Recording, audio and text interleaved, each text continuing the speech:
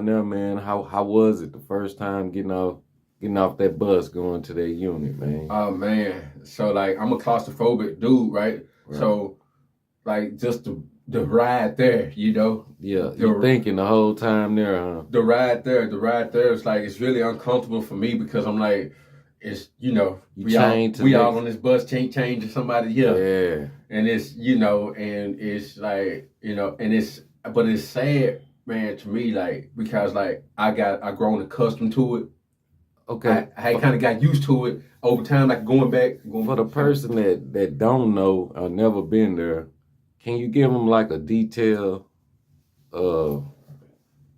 vision of how it is, when they put you on the bus, you get off, when they book you in and you get to where you going?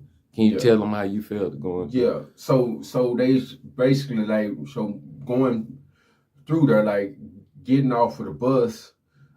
They immediately like kind of strip some dignity from you, because it's like they barking these orders. Everybody, you got to get butt naked. You go in the back in front of everybody. In front of everybody, you going, and it's not like okay, this guy way over here, this guy over here, like everybody spreads it. No, everybody is close together, and you take all of your clothes off. You take all of your clothes off.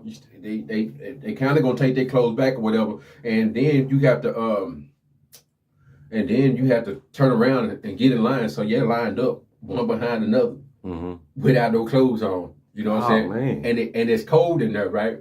It's cold in there. So and so until they call you up until you get your clothes. Once you get back there, as soon as they get back there, they gonna unchain you. Then you gotta strip down. And they chain you back up naked, or you just still unchained naked? Yeah, they got you. So they got like holding cages and stuff like that for you. Oh. Yeah, but they use it like so they'll give you like shortly thereafter they give you one uniform for you to go ahead and put on. But like it's cold as shit in there. But you got to take a shower before they give you anything. You got to take a shower so that it's crazy, bro. It's crazy. So they breaking you down mentally before you even get in there, letting you know who the boss is. Yeah, they do. They script you down. Oh man, after you went through that, then what's the next process? So the next process was just like so you stand in line. You're gonna get used to standing in lines. You stand in line for everything, right? And so you get all of this stuff, and by the end, because you can probably been up all night, riding all night in the holding cell, So when we make it there, you really tired. But then it's this long drawn out process after you get there.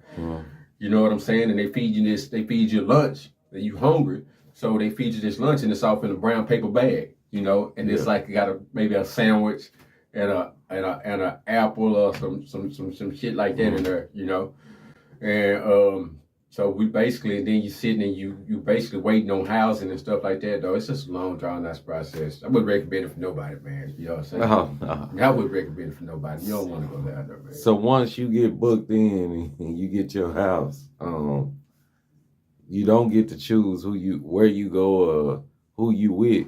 No. So how did it land for you? Man, for me, so the first time, what I do is, and I was okay, right? But and the people that was in my cubicle, whatever, it was okay, right? But me, when I get there, I put my stuff up, and I'm just observant. I'm paying attention. I'm just observant. I'm paying attention. Looking around, maybe see somebody, if you might know somebody or whatever, but and especially the people that I bunking with, so right. I don't just jump in there being overly friendly and nothing like that, like kind of feeling these cats out, stuff like that, and I just lean back. So that's best to me. That worked best for me. I just lean back, you know what I'm saying, man? Right. Pay attention, and kind of stay in my own lane.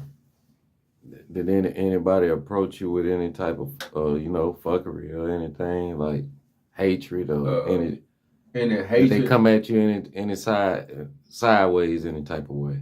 I did. So and it's sometimes it's difficult living with people. So it's having difficult living with people. And so I only had like 2 fights out of all.